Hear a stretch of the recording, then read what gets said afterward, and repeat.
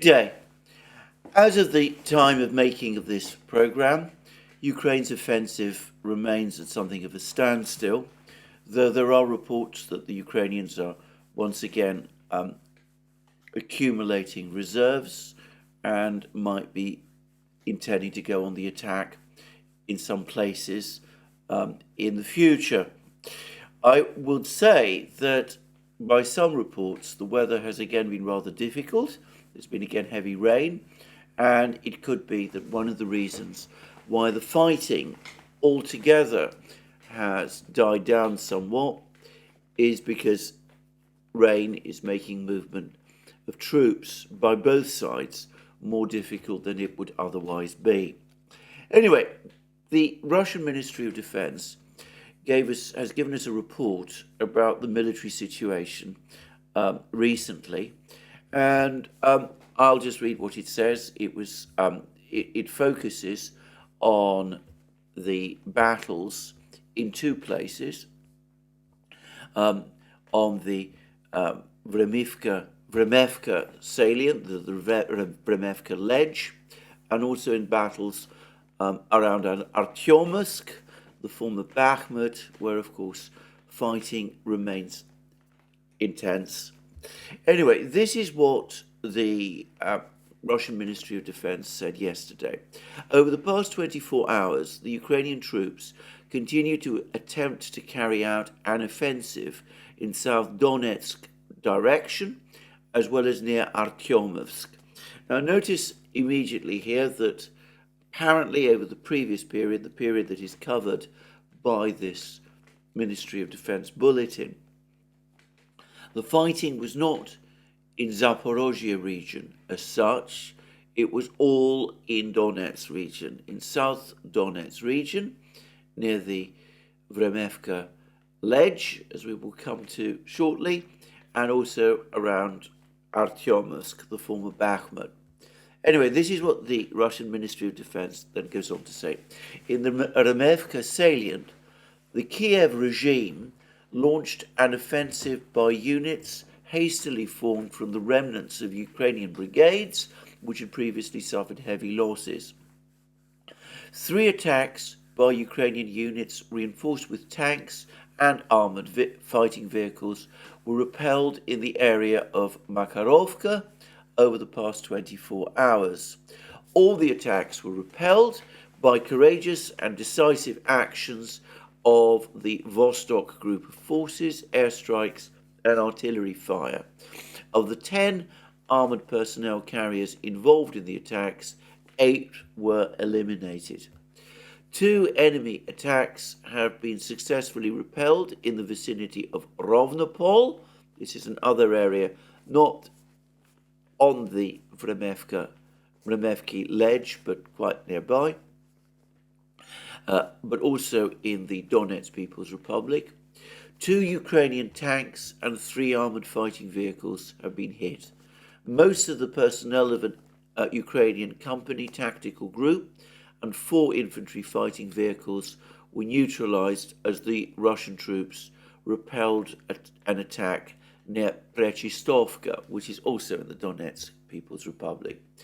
Total enemy losses in these areas during the day were up to 275 Ukrainian troops, 4 tanks, 15 armoured fighting vehicles, 8 vehicles, and 1 Mstar B howitzer. This is a self-propelled howitzer dating from the Soviet era. So that was the fighting on the southern front, none in Zaporozhye region, notice. The Ukrainian forces near Orekhov, this is where the Leopard 2s and most of the Bradleys have been concentrated. Most around Orekhov, there's not been much fighting for some time now, perhaps partly because of the weather, perhaps principally because the heavy losses Ukraine suffered in this area. This is where all those pictures of burning Leopard 2 tanks and Bradleys and of Ukrainian forces bunched together in minefields where they were picked off by Russian anti-tank gun squads and helicopter gunships and artillery. That was where all of those most of those pictures came from. The fighting there for the moment is relatively quiet. Fighting is taking place further east in the Donetsk Republic, also in the southern front, but according to the Russian Ministry of Defense, the fighting for the moment is at a standstill. And I think that this is, by the way, roughly correct. And the Russians claim that over the course of this fighting, the Ukrainians lost 275 troops, that's dead and wounded, 4 tanks, 15 armoured fighting vehicles, 8 other vehicles, and 1 self-propelled Soviet-era howitzer. And then they also discuss what seems, from the look of it, to have been a bigger attack that the Ukrainians carried out near Artyomovsk, the former Bakhmut. 2 enemy attacks in the direction of Klesheyevka have been successfully repelled by the Ukr group of forces to the south of Artyomovsk during the past 24 hours. The enemy failed to break into the Russian defense. Up to 350 Ukrainian troops, 2 armored fighting vehicles, and 6 motor vehicles were neutralized in the fighting. So this is the Russian Ministry of Defense's account over the fighting that has been taking place in the last period of time, up to, shall we say, late evening in Britain, shall we say early morning today in Russia, and on the battlefields. And what they are suggesting, there's certainly fighting going on the Vremevka ledge, but for the moment the Russians are holding their positions, and that Ukraine did make a big attack in the Artyomovsk, Bakhmut area, but that this attack was repelled. And notice that the Russians claim that in these 2 attacks, Ukraine has lost somewhere in the region of 500 to 600 men. That is, of course, dead and wounded.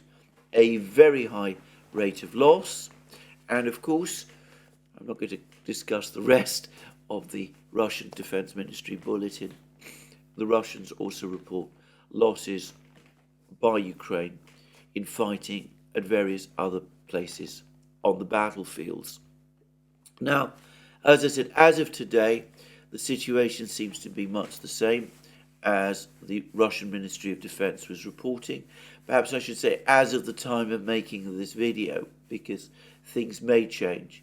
But as I said, for the moment, the weather conditions do not seem to be conducive to an offensive by either side. Ukraine has difficulty moving its troops.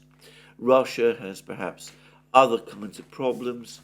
They're not able to call in helicopters and survey the battlefield accurately with drones whilst the rain continues. But anyway, for the moment, as I said, things do seem to be at something of a standstill. Fighting goes on all the time, and despite the fact that the casualties in the Bakhmut area that the Russian Defense Ministry is reporting, the casualties suffered by the Ukrainian troops were higher than in the fighting on the southern front. I get the sense that the most intense and sustained fighting is continuing to be on the Vremevka ledge, and that we have sort of pushing backwards and forwards with various villages being captured and changing hands, though I gather that Mercouris still remains under Russian control, but it could change from one moment to the next. The Russians, however, still control the heights, to the extent that these are heights, the higher ground perhaps, and it does seem as if the Ukrainians are suffering very heavy losses here. Now, it's not all one-sided. President Putin had a very interesting meeting with representatives, with various Russian military reporters, including several of the people I've got to know quite well from reading their various reports.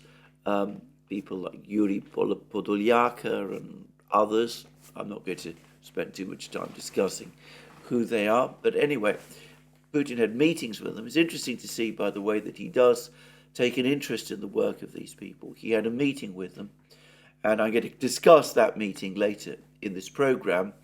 But suffice to say for the moment that Putin was saying that for the moment the Ukrainian offensive is indeed at a standstill.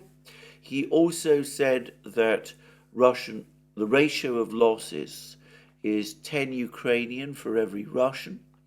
But he did give a number for tanks.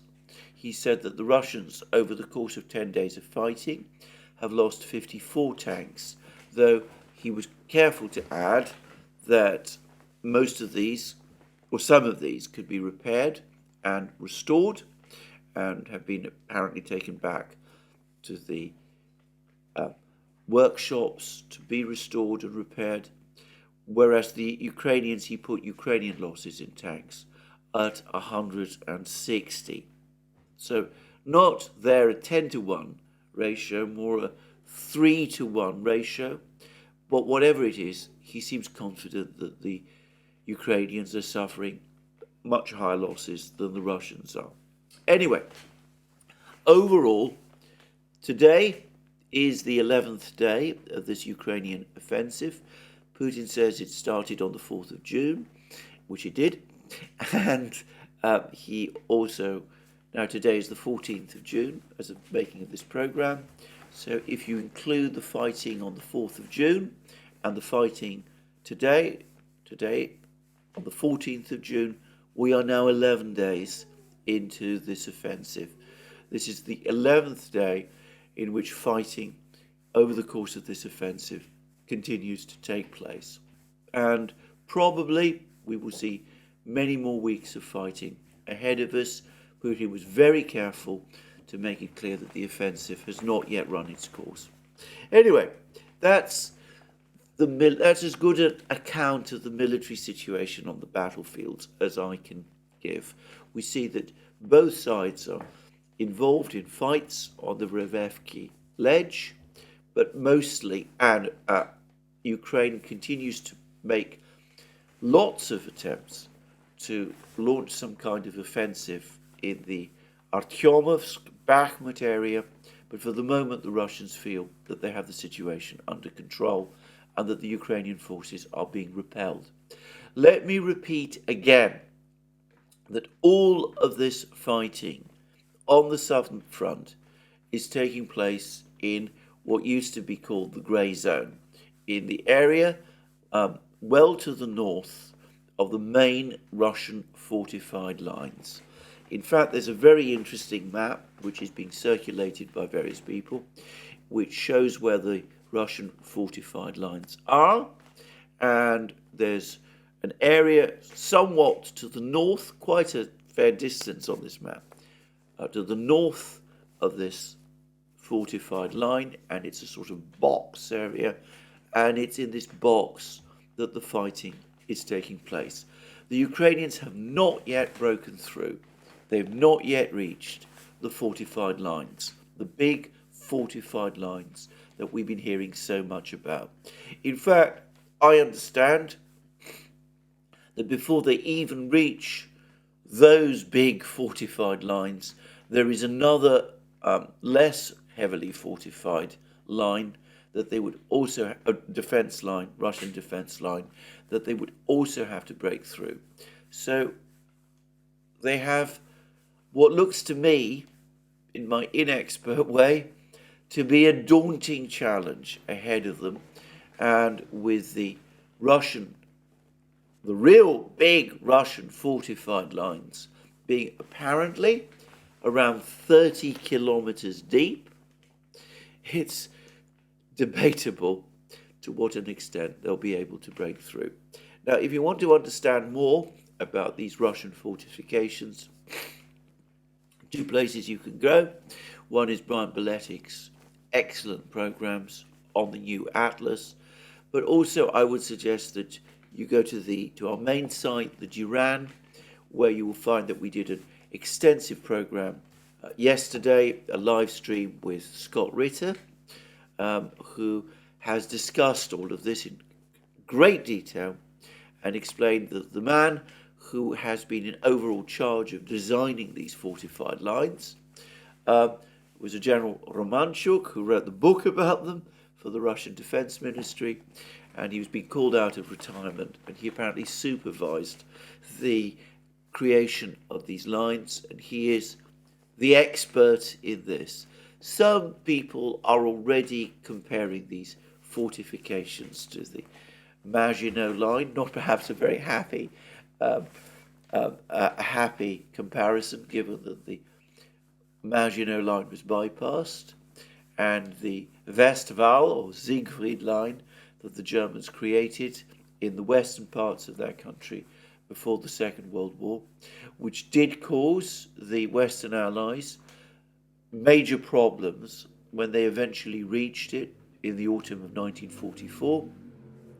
I'm not an expert in that kind of military history or in military fortifications. All I will say is, to me, they look very impressive, and the key point is that the Ukrainians haven't reached them. At the same time, yesterday was another day of heavy Russian missile and uranium-2 attacks across Ukraine. And in fact, I read a report that Russia launched as many as 20 caliber missiles from the Black Sea Fleet, and other parts of the Russian Air Force were also active, and that uranium-2 drones were also operating all across Ukraine.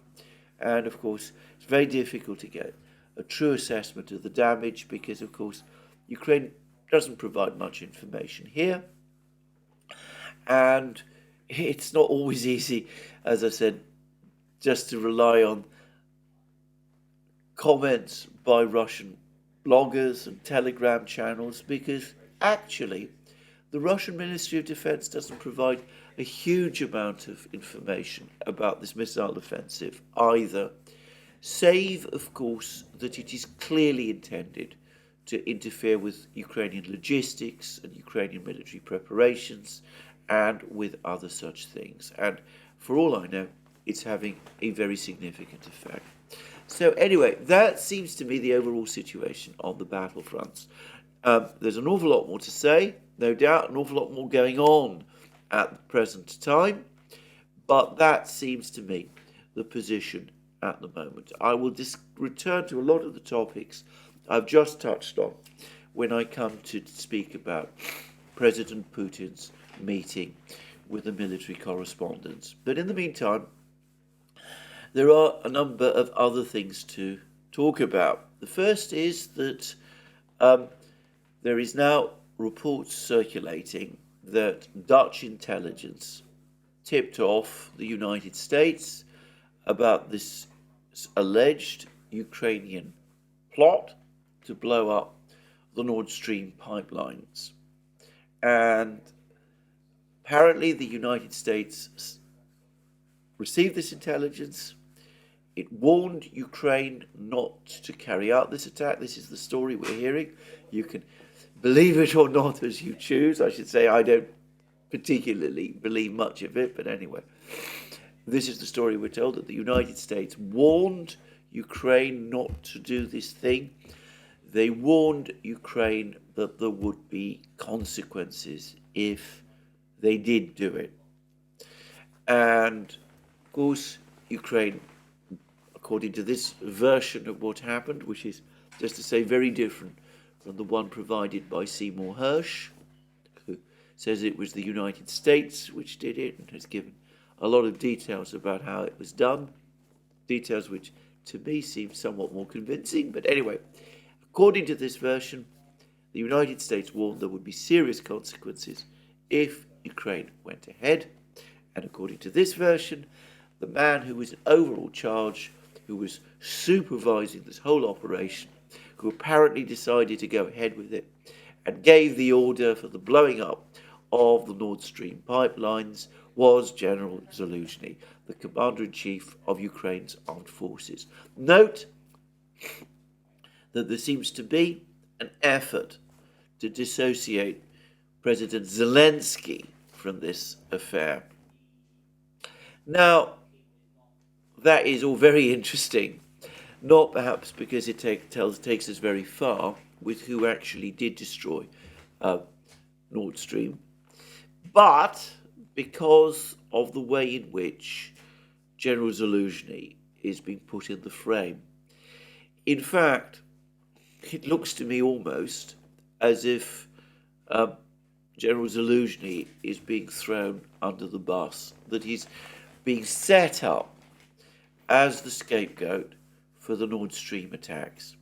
Now, there's been an awful lot of discussion for several weeks now about General Zaluzhny's relative disappearance. We've had two very unconvincing videos of showing him, one addressing a scientific conference in Odessa, another one, a 30-second video, meeting some kind of a reporter. These videos are enough to prove that General Zaluzhny is alive, but they, as I've discussed many times, beg more questions than they answer. And I do wonder whether perhaps General Zaluzhny's situation in the doghouse, if you like, is partly accounted for by the fact that he's now being built up as the scapegoat for the Nord Stream pipeline attack.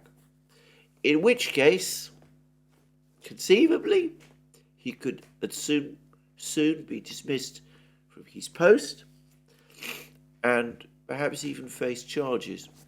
Who's to say? I did say in one of my programs that I thought he looked extremely depressed and unhappy in that second video. And this perhaps explains why. Now, as I said, we'll see what happens. I'm going to make one very, very quick observation about General Zaluzhny, that if he is pulled down in this way, it is going to have a bad effect on the morale of the Ukrainian military. Whether justly or not, Ukrainian public relations people and their opposite numbers in the West have spent much of the period since the start of the conflict building up General Zaluzhny into a semi-heroic figure. In fact, I remember that he appeared on the cover of an American magazine dressed in some kind of military outfit with a peaked hat. And below it was, the general, the Napoleonic figure who was leading heroically and brilliantly Ukraine's resistance to the Russian forces. Now, I don't know how many people actually believe that in Ukraine, and I'm going to say that I'm a little more skeptical about General Zaluzhny's military skills. I'm not saying he's a bad officer or commander. I've no particular means to judge. But anyway, whatever. Whether I'm right to be a little skeptical about his supposed military talents, the Ukrainian people and the Ukrainian military have been told otherwise. And if he now experiences a dramatic fall from grace, then I have to say that I don't think it will do anything good, either for civilian morale in Ukraine, or perhaps more specifically for morale of the military, of the soldiers. They will no doubt feel that their commander has been removed from the battle at the moment when the battle is becoming most intense. Anyway, that's so much for Zaluzhny. The interesting thing about the Nord Stream pipeline affair is that nobody seems to be discussing these Ukrainian attacks on these Russian reconnaissance ships that have been monitoring and in fact, acting as sentinels over the Turk Stream and, by the way, Blue Stream pipelines that pass under the Black Sea. Now, some weeks ago, about 2 weeks ago, a Russian reconnaissance vessel, the Ivan Hurs, was attacked by Ukrainian maritime drones whilst it was on patrol near the Bosphorus, and, as I said, was carrying out observation to ensure that there was no damage done to the Turk Stream pipeline. And the Ivan Hurs successfully repelled that attack. All of these seaborne vessels, these automated drones, which Ukraine launched against it, were destroyed by heavy cannon fire from this actually rather lightly armed ship. And there were some rumours and stories circulating in the media and on Ukraine that it had actually been severely damaged. Ukraine did actually publish a rather vivid video which sort of seemed to be intended to give that impression. But then a few days later, the Ivan Hurs returned to Sevastopol, and there were plenty of pictures of it. And in fact, there's now been interviews with some of the crew, and it's absolutely clear that despite Ukrainian claims to the contrary, the ship was undamaged. Well, about 2 or 3 days ago, the same thing happened all over again. This is another Russian reconnaissance ship, the Priazovye, which is actually a slightly older ship, an older ship than the Ivan Hurs. It is a Vyshnya class intelligence ship, so it was built by the Soviet Navy in the 1980s. No doubt it's been modernized. Its electronic suite, which is its main suite, has been modernized. Like many Soviet vessels, it's actually rather more heavily equipped with defense machines than the Ivan Hurs was. The Ivan Hurs only had 14.5 millimeter heavy machine guns, whereas this particular ship, the Priazovye, like all Vyshnya class reconnaissance ships, has a very powerful AK-630 Gatling gun system. This is an extremely powerful system. It's able to launch large numbers of projectiles, shells, if you like, cannon shells, at extraordinary high speeds. And as I said, it's a more powerfully defended vessel than the Ivan Hurs. And I wonder whether that is the it also has, by the way, surface-to-air missiles, which, to my knowledge, the Ivan Hurs doesn't. But anyway, there we go. So that ship was also attacked, again, by seaborne drones.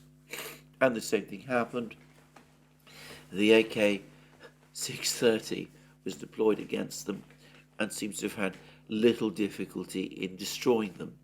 I wonder whether the reason the Ivan Hurs was replaced by this older ship is precisely because this older ship has a much more powerful defense suite with this, as I said, very powerful Gatling gun, which it could deploy to defend itself from this kind of attack. The fact that the Ivan Hurs almost immediately returned to Sevastopol after the attack that was carried out against it did for a time lead some people to think that it might have suffered some damage. It seems to me more likely that it was just taken out of harm's way and replaced by another vessel that was in a stronger position to defend itself. Anyway, I don't want to spend too much time on that. The key thing to say is these are attacks that Ukraine is carrying out on Russian vessels that are patrolling the seas and conducting surveillance in order to protect the Turk Stream pipeline from the sort of attacks that were carried out against the Nord Stream pipeline back in September. And I can't help but think that the ultimate purpose of these attacks is to drive these ships away or even to destroy them, to enable somebody perhaps to try to repeat to the Turk Stream pipeline what happened to the Nord Stream pipeline. Now that might be a bit of an inference, but it doesn't seem to me as if these attacks make any more sense, have any other explanation behind them.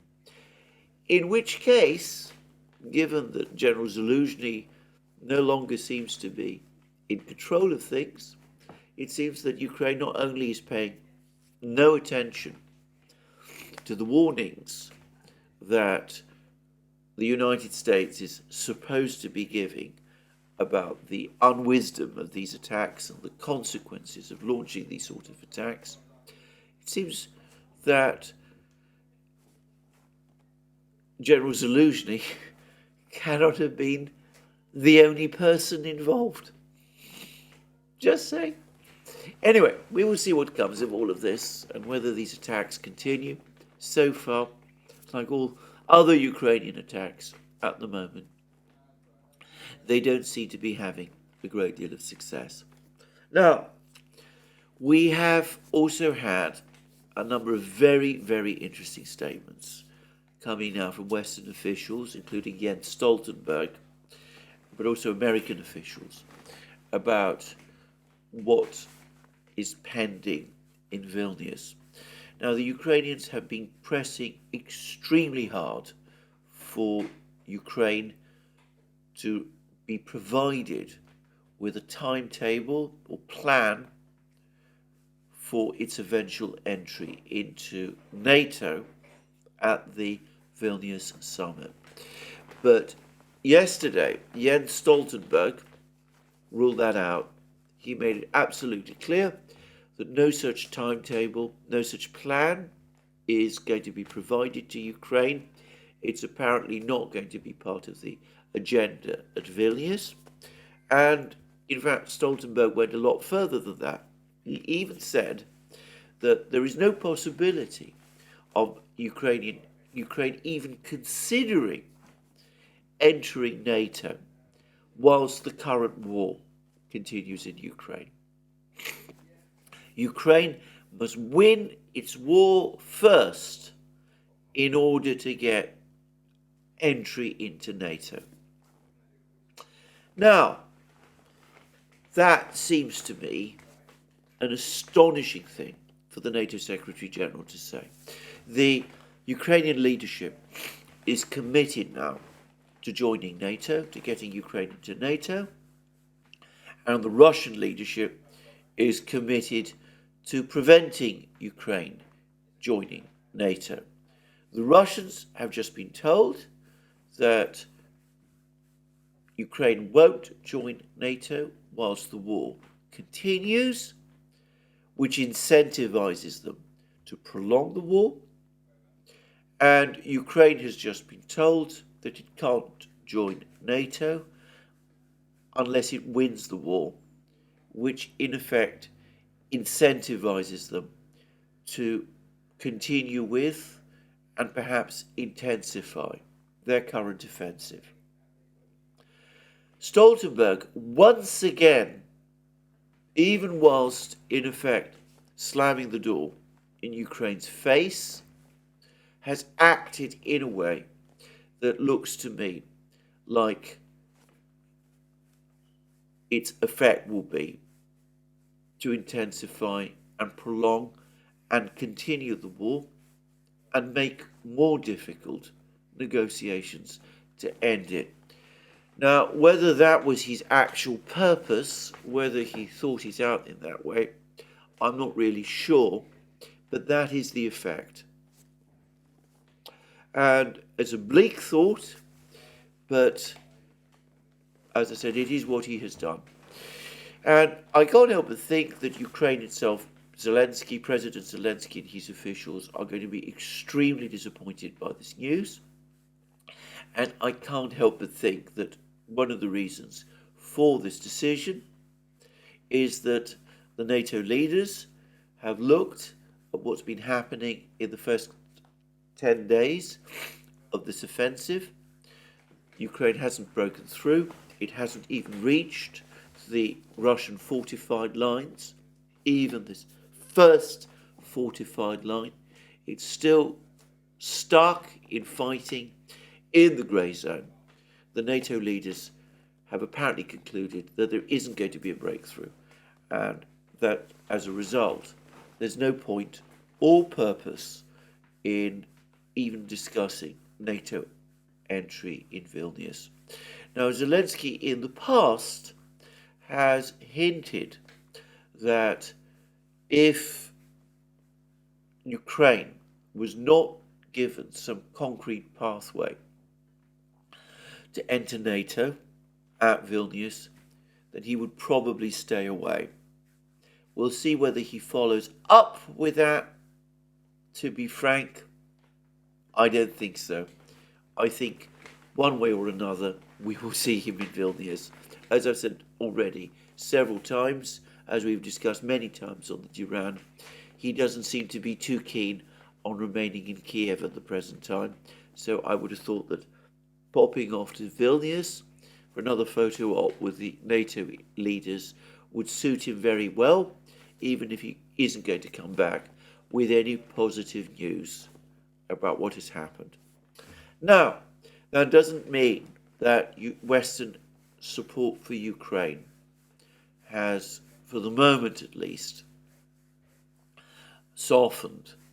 The United States unveiled another package of support for Ukraine yesterday, and the item that stood out for me is that Ukraine is going to be given another 15 Bradley infantry fighting vehicles and 10 Striker armored wheeled infantry fighting vehicles.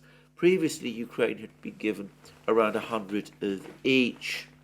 Now, the thing to say about this is that the number of 15 Bradley infantry fighting vehicles that the United States now says it will give to Ukraine, additional vehicles that the United States says will give to Ukraine, matches exactly the number of these Bradley infantry fighting vehicles which have been destroyed over the course of this offensive. It looks as if the United States is seeking to make up the losses one for one.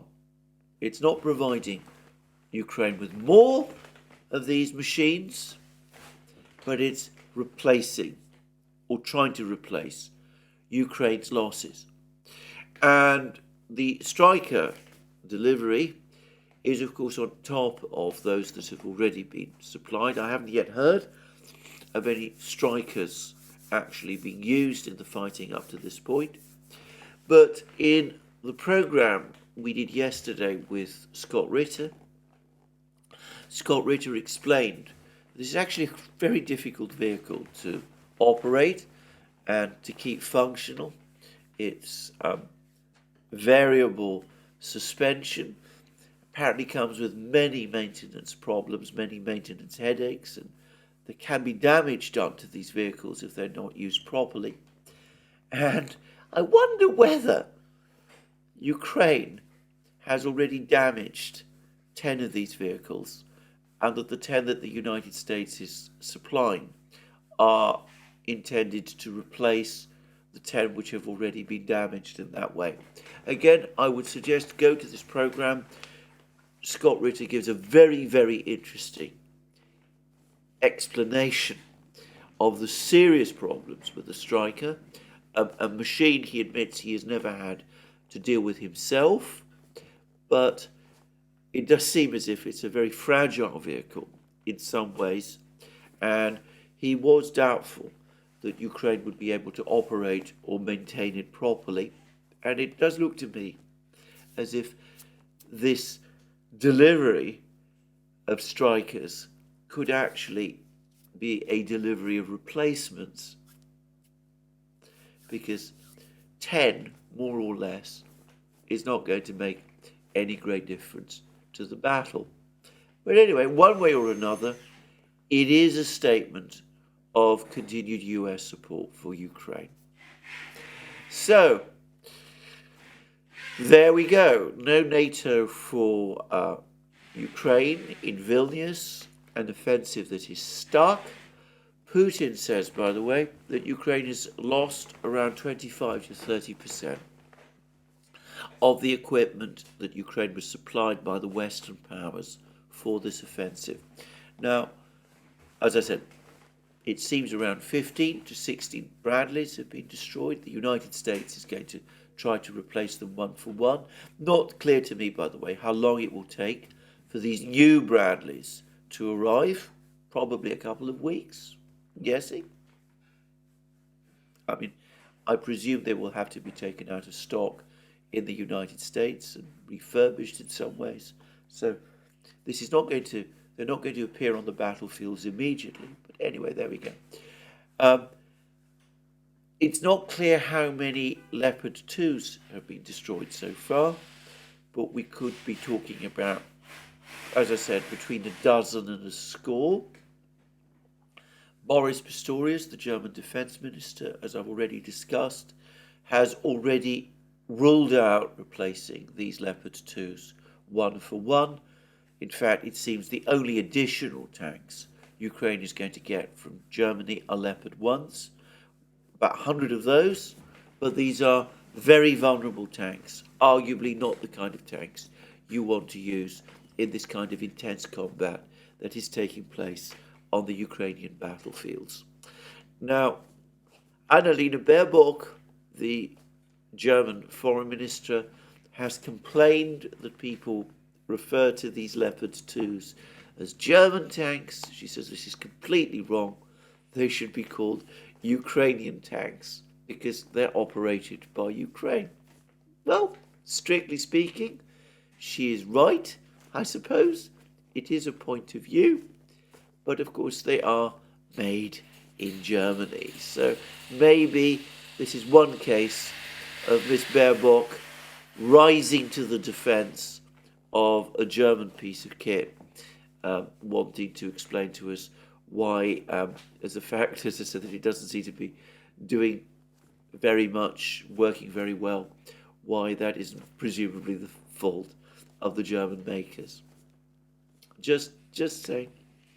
Anyway, when Putin talks about 25 to 30% of the equipment that the West supplied having been destroyed, I presume he means other types of armoured vehicles, these MAX, American armoured vehicles, various other French vehicles, these wheeled tanks, the AMX 10RCs, which have also been destroyed in some numbers. But I suspect that the bulk actually is accounted for by Soviet-era tanks and infantry fighting vehicles, or at least derivatives of Soviet-era tanks and infantry fighting vehicles supplied by the East Europeans.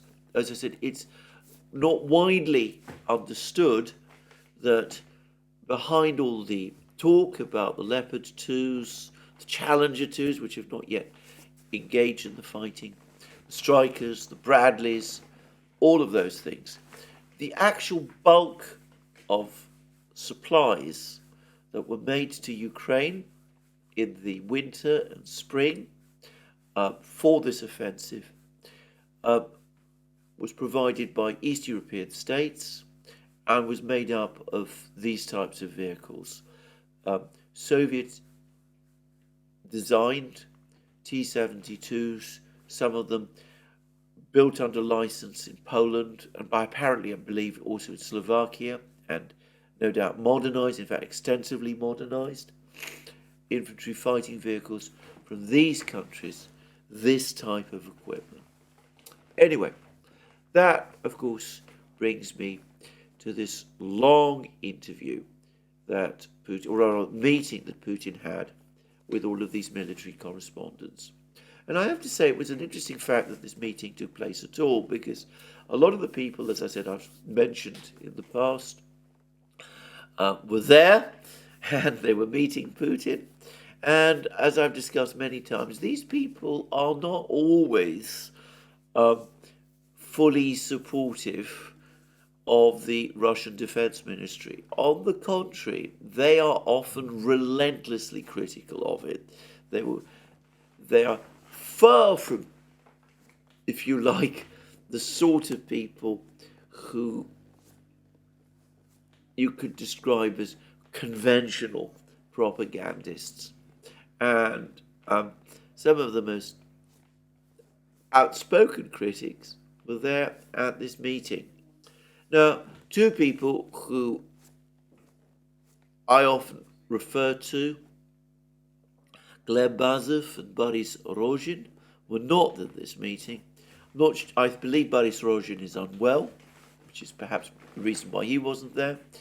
And of course, Gleb Bazov is located in Canada, so it would have been difficult for him to join a meeting like this. But a lot of the others were there, and as I said, this meeting took place, and it was very, very interesting. And they discussed many, many topics. We were talking about tanks, for example, and Putin expressed his view that the best tank currently operating on the battlefields is not the Leopard 2, as some would like us to think. It is the T-90M tank, which has been recently entering the Russian military in some numbers. And he, in fact, went out of his way to say that he considers it to be the best tank in the world. He says it's the most accurate in terms of its fire, it's amongst the best protected, it's relatively cheap also, by the way, and it has an automatic loader and a redesigned turret, and it's an outstanding tank. That's at least Putin's view. I noticed, by the way, that he didn't mention the Armata tank, this new ultra-modern, turretless, or rather it does have a turret, unmanned turret tank, highly automated tank. Apparently, some of these have also been deployed on the battlefields, but they've not engaged in very active operations, though they have carried out shelling attacks on Ukrainian forces. I suspect that this is still an experimental model, so it's not been used or deployed to any great extent. But anyway, he did talk about tanks, but he also talked about lots of other things. One topic which I noticed didn't come up was the one of Yevgeny Prigozhin. None of the people mentioned him. And this is quite interesting, and I would reference a comment made by my colleague and friend Alex Christoforou some weeks ago, when the battle, the arguments, the feud between Prigozhin and the Defense Ministry had heated up to its extraordinary levels. He said that when somebody, the clearest sign when somebody has fallen out of favour in Moscow is when people stop talking about him. And it seems to me that this is where Prigozhin looks like he's destined to go. He is, in effect, been memory holed. And I find it interesting that none of the military correspondents referenced him either.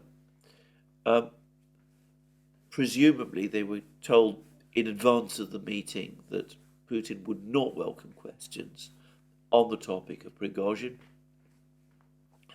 And interestingly enough, these people, who, as I said, are far from being easy people to manage, all appear to have agreed to go along with that. And that reinforces my view that Prigozhin has gone much too far and that he has alienated virtually everybody that matters now in Moscow. Even these war correspondents, who, as I said, often very critical of the Russian military authorities, seem to have dissociated themselves from him. Now, on that topic, it was interesting, however, that some of his criticisms, some of Prigozhin's criticisms of the Ministry of Defense were talked about.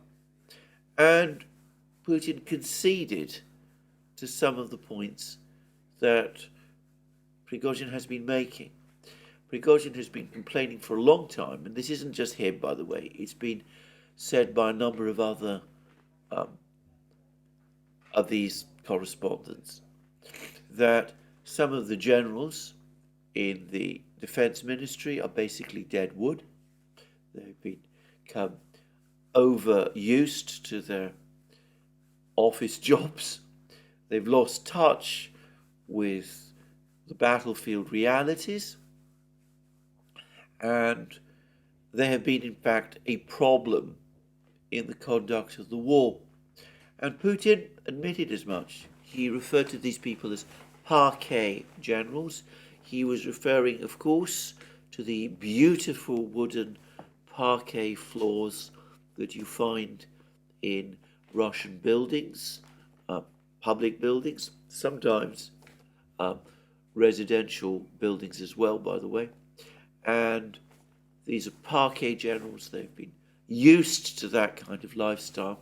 And Putin said that they'd all been cleared out, that these people had all been picked off, and that they're no longer playing any role in the war. Anyway, so that was an interesting admission, the fact that these people exist, and the fact that they've been removed. There was also complaints about bureaucracy, that the bureaucracy is still overcomplicated, that this is affecting supplies of equipment. I think it was Yuri Podolyaka said that in terms of electronic warfare devices, that had to be an improvisation with contracts being extended by a consortium that he was involved in to obtain these electronic devices from the troops, because they weren't getting them directly from the defense ministry, which is interesting, by the way. Again, it's an interesting contrast to the fevered arguments between Prigozhin and the defense ministry.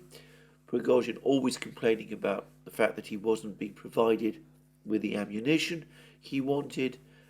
Podolyaka saying essentially the same with electronic warfare equipment, but Podolyaka doing it in a much more diplomatic way, saying it's all down to bureaucracy and talking about the improvisations that had been undertaken to make up the difference. And Putin was interested, and there was quite an interesting exchange between the two men over this. But there were a lot of much more interesting topics which came up as well. First of all, Putin did talk a lot about the offensive, and he was careful to say that fighting was even underway as he was speaking, which is obviously correct. He identified the offensive as starting on the 4th of June. He spoke about, as I said, Ukraine having lost 10 men for every Russian who was lost. And he also gave this figure of 54 Russian tanks that had been hit and 160 Ukrainian tanks which had been hit and knocked out. And he gave us some of that information as well. It's clear, by the way, that he is not complacent about the outcome of the Ukrainian offensive, but he did say a number of very interesting things. Firstly, he said that as far as he was concerned, as far as the military were concerned, Ukraine attacked,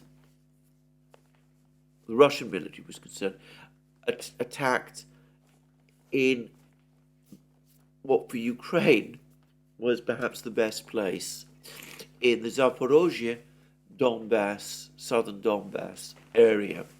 He said that the main attack by Ukraine had been expected to be across the Dnieper from Kherson region, that the Russians were very well prepared for that attack, that they'd had their fortifications and minefields and artillery prepared, and that if Ukraine had tried to launch that kind of attack, it would not only have failed, but would have failed catastrophically. And he said that if the Novaya Kakhovka dam destruction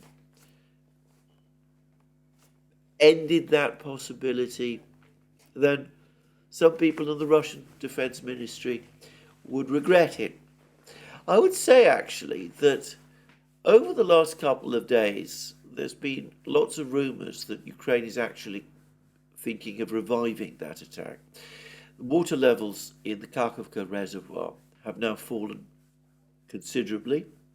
There's talk that Ukraine, which has been provided with a pontoon bridge kit, is going to try and lay this pontoon bridge north of the Novaya Kakhovka dam, where the dam was, in the places where the water levels have fallen, and might indeed try to launch this offensive after all.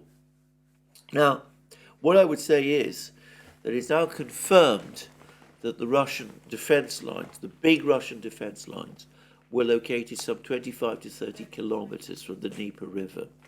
So the Russians have not been affected to any significant degree in terms of their defenses by the destruction of the Novaya Kakhovka dam. And if an attack is launched that way, I get every impression that the Russians are ready for it. And it could be, as I said, that Putin was basically in these rather curious things that he said, warning the Ukrainians against trying that idea. But if they do, I suspect it will be as much of a failure as Putin said it would have been if it had happened even without the dam being destroyed. On that topic, Putin had some rather interesting things to say about the destruction of the Novaya Kakhovka dam. He made it very clear that he thought that he was quite certain that it was Ukraine that was responsible. He obviously wasn't going to suggest that the Russians were responsible. But he did make some interesting admissions. He said that the Russians didn't detect any explosions, that they weren't absolutely certain how it had been done. He thought mostly that it was an act of, he inferred it, the Russians have inferred that it was the Ukrainians, basically for two reasons. Firstly, because obviously they know that they didn't do it themselves. The Russians know that they didn't do it themselves. And secondly, that the Ukrainians have been launching multiple strikes against the Novaya Kakhovka dam for a very long time, including with HIMARS missiles.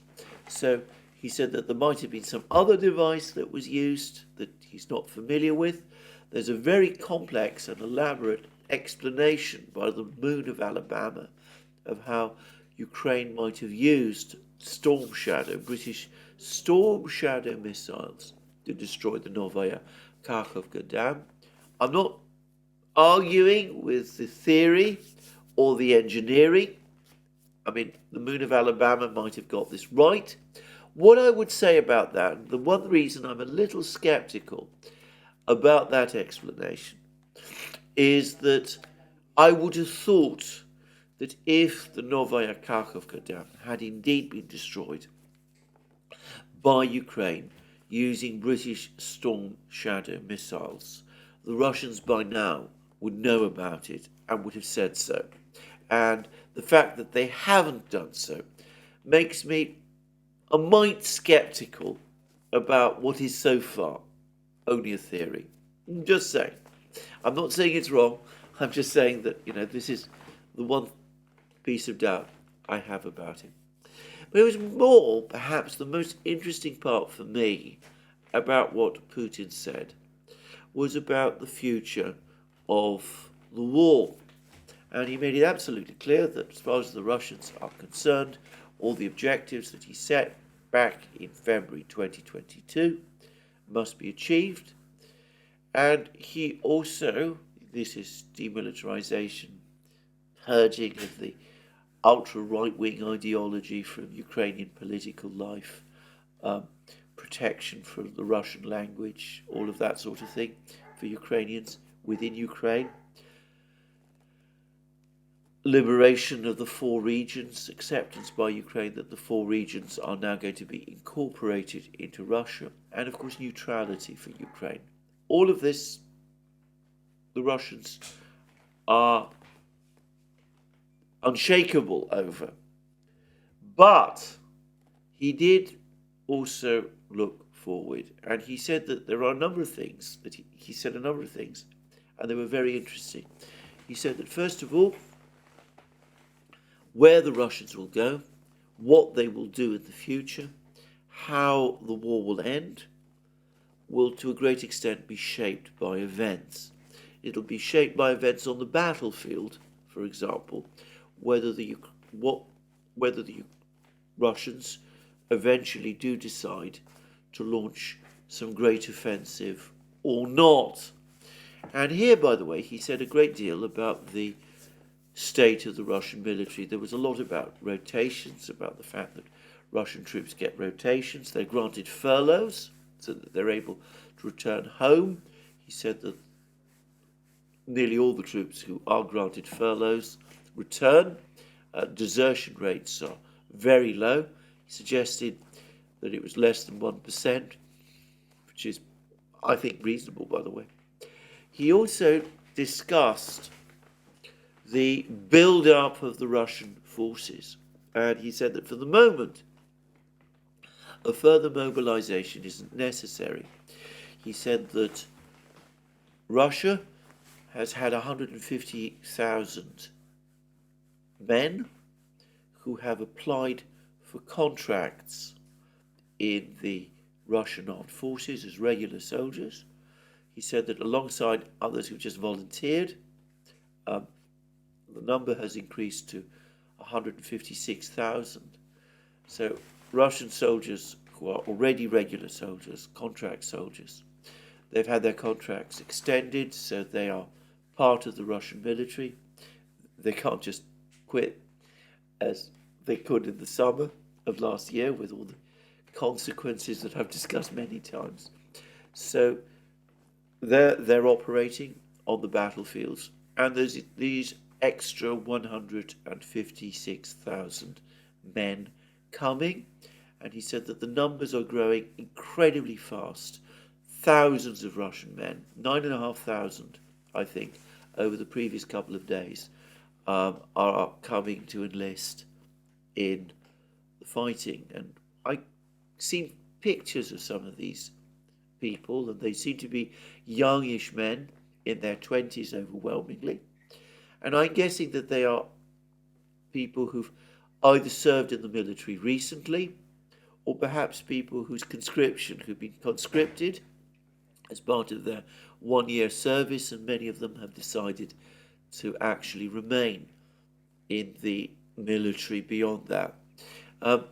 Putin, by the way, confirmed that conscript troops had been used to repel the attacks in Belgorod, and he went out of his way to say that these conscripts, in defending the border, the Belgorod border, had performed brilliantly, according to a battalion commander.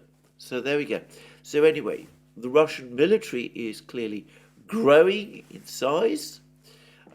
Simplicius the thinker has a new blog piece about this, and he speculates that by year end we could be seeing anything up to, well, above around 600,000 troops in the Russian military. He makes the point, his calculations about the size of the Ukrainian military, its actually effective combat force. he puts it around 200,000, which, by the way, has been the number that's been cited by many people. So 600,000 Russian troops, not all of those are combat troops by any means, but there is at the very least parity and probably superiority, and of course the Russians are much more heavily equipped in machines. Putin went out of his way to talk about the enormous expansion of arms production. He said overall it had increased threefold, but in some categories of weapons, he was careful not to say which ones. He said the most popular weapons, it's increased tenfold. And I suspect that amongst the most popular categories of weapons is ammunition. But anyway, that's for another day. So, Russian army is growing in size all the time, but he did take on this issue of mobilization. And he said that, interestingly enough, he didn't rule out the possibility of calling up more reservists in the future. He said that for the moment, the Russian army has all the men it needs to repel Ukraine's ongoing offensive and to fulfill its current tasks.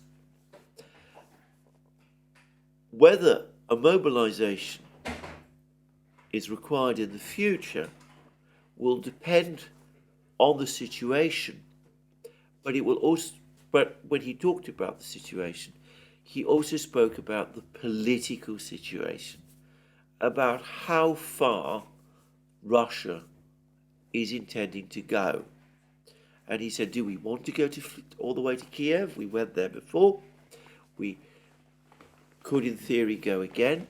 The last time we went there, we were trying to negotiate with the Ukrainians. We pulled back because we thought there'd been an agreement, but it didn't work out. We did use the time. That did give us the opportunity to gain possession of lots of Donbass. But do we want to go there again? If we do, the implication was we might need more troops. And that might be when a mobilization happens. So firstly, we see off this offensive that Ukraine has launched. We see what kind of Ukrainian army we're faced with after this offensive has been repelled. Is it going to be a broken army? Will there be more of it left? Will we have more hard fighting to do? That will determine Russia's offensive plans. But if the Ukrainian army is very badly broken, perhaps the Russians will launch a more ambitious offensive. Maybe if it's less, there's more of it left, maybe they will launch a more modest offensive. But one way or the other, it will to some extent be determined by the outcome of events on the battlefield. And do we need to go all the way to Kiev? How much of Ukraine will we need to occupy? Do we want to occupy the whole of Ukraine?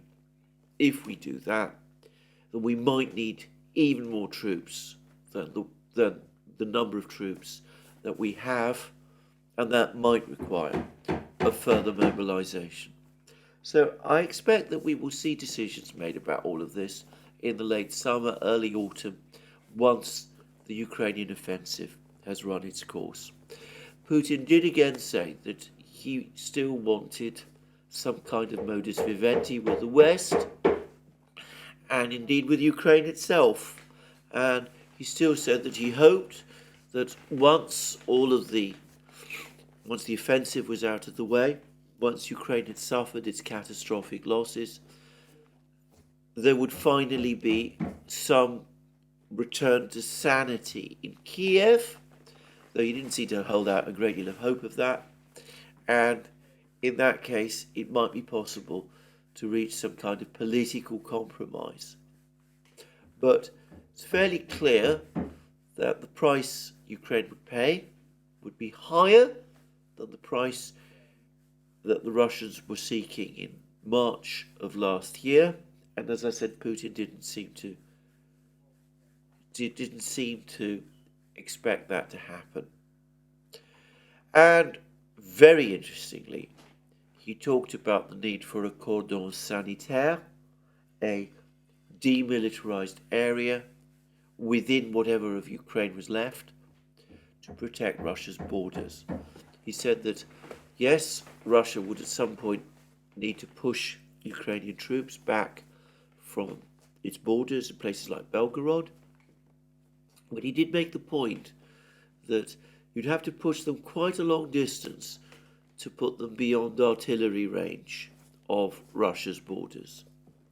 And of course, he left unaddressed the question of where those borders are.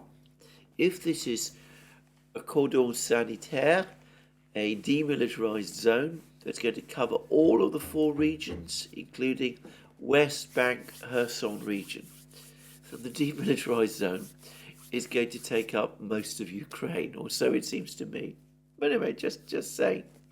And some people are interpreting Putin's words about all of this, and about the need to protect the borders, and about the need to push the Ukrainians away from positions where they could threaten the borders, as hinting that at some point in the future the Russians will return to Kharkov and will seek to occupy, or as the Russians would say, liberate this city, the second biggest city in Ukraine, and perhaps its biggest industrial city. So, all very interesting. He was extremely careful to keep his cards close to his chest. He even joked at one point that he was asking a rhetorical question about Russian long-term objectives, because none of the people around the table, except him, the person asking the question, knew the answer. It was all Putin again being a little mischievous there. I have to say, I came away from reading all of this with the impression that Putin himself doesn't fully know the answers. He's come to the view that this conflict will have to be decided in a military fashion, but he's also come to the realization that with the military now essentially running the war, as I said previously, he's essentially confirmed that as of now, it's the military who are making all the military decisions. He's not interfering in that any longer. With the military deciding where the conflict is heading, the military side of things, it will be military events on the ground, how far the Russian army goes, what it does on the battlefield, that will determine the eventual political outcome. Now, he did say a few things, other things. Firstly, he touched on the role of the private military companies. And of course, there are several of these, not just Wagner, and he was careful again not to mention Wagner, but it's clear that it is in fact Wagner that he was principally talking about. And he made it clear, as far as he's concerned, Wagner and all of the others are now going to have to sign contracts with the Russian Defense Ministry. And we know that the Chechen forces have already done so, and apparently it's been agreed without any great drama or tension. And there are some other small private military companies. I believe Gazprom, for example, finances and runs one. But the big one, of course, is Wagner. Now, Prigozhin has issued furious statements saying that under no circumstances will Wagner sign such a contract with the Russian Defense Ministry. I think eventually it will, and I don't think it's going to make any operational difference because, as I've said many times, it's not Prigozhin who runs Wagner's military operations. It is the GRU, Russian Military Intelligence, and the other internal security agency that run Wagner, which do. But I think the purpose of these contracts is basically to say that in future, no statements about the conduct of operations can be made by anybody involved in this private military company without the permission of the Russian Ministry of Defense. So I think this is an elegant way of silencing Prigozhin. It doesn't punish him overtly. It doesn't appear to treat him differently from other private military companies also involved in the conflict, but it also ends, if it's successful, it ends this constant embarrassment of him popping up, issuing these vitriolic, expletive-ridden statements, which, by the way, to reiterate, Russians don't like hearing expletives from their public figures. This is not something that is at all acceptable in Russian discourse. And I don't think it's done him any good at all, by the way. Just to say in parentheses, Prigozhin, any good at all. But anyway, this looks to me to be the way that the Russian Defense Ministry are going to try and resolve this. And, of course, the other question, the uncertain question, is about the size of the total Russian military forces that are now gathering in and going to be used in this conflict. Because, as Putin has said, this will, to a great extent, in the end, determine the outcome. He made it fairly clear that if needs be, Russia could call up another 1 million men. It has the means to do that. For the moment, it doesn't need them. He said that during the Second World War, at the end of the Second World War, the Red Army had about 5 million men serving. There were 10 million men altogether who passed through the army during the Second World War. But at the very last battles, the time that the war ceased, the number of men in active service numbered around 5 million. So Russia, of course, has a smaller population than the Soviet Union did, but it could still call up 1 million men. It has the means to do that. But how many men does it already have? Well, as I said, I've discussed Simplicius the Thinker's assessment that it could be over 600,000 by year end, which would certainly be more, significantly more, than Ukraine has. I was contacted some time ago by a private source, same private source that has provided me so much invaluable information about the Wagner organization. And this person told me that, according to his contacts, the Russian military already was much bigger than most people realized. Just passing that on.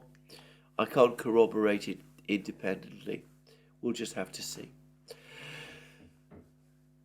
It's all becoming very much like the Russians are preparing for some kind of a knockout punch once this counteroffensive has ended. And the overall sense I got from this meeting is of Russian confidence. And you can see this in all of these bloggers and channels and all of these people. For the moment, they seem to be reasonably confident that the course of the offensive is going well, that the Russian military is performing well on the battlefields, that Russia definitely has the upper hand. Now, just to finish this video, Prigozhin himself has actually made a further statement. He said that the Wagner organization will be back on the battlefronts on the 3rd of August. Now, previously he said it would be the end of June. It did always seem to me a rather foreshortened time frame. Just 1 month. 2 months is what I would have expected for a rest and refit of an entire unit that has been through a grueling struggle. So it will be back on the 3rd of August. It will be very, very interesting to see where it is deployed. But anyway, the Russians are clearly now thinking about Kiev. They're thinking about possible regime change there. They're looking at the situation in Kharkov. They're contemplating a mobilization. That's certainly the view. That's certainly my sense of what Putin was saying. But they're doing that from a mood of growing confidence. Well, that's me for the day. We'll see whether this confidence lasts. We'll see whether Ukraine is able to get its act together and launch an offensive. I've heard that the assumption in the West was that Ukraine would have broken through all Russian defences in the south 10 days into the offensive, if that is correct. Clearly Ukraine hasn't done that. We are now on the 11th day, and it hasn't actually so far reached the main Russian defence line. But Ukraine still has large numbers of troops and machines still operating. I don't know how good its ammunition situation is. We'll see what happens over the next few days. But that's me for today. More from me soon. Just to remind you again, you can find all of our programs on our various platforms: Locals, Rumble, BitChute, ODYSEE, Rockfin, Telegram. You can also support our work via Patreon and Subscribestar. Links under this video. And you can also, of course, check out our shop, where we've now got a new range of mugs, by the way, that you can buy. And other great things.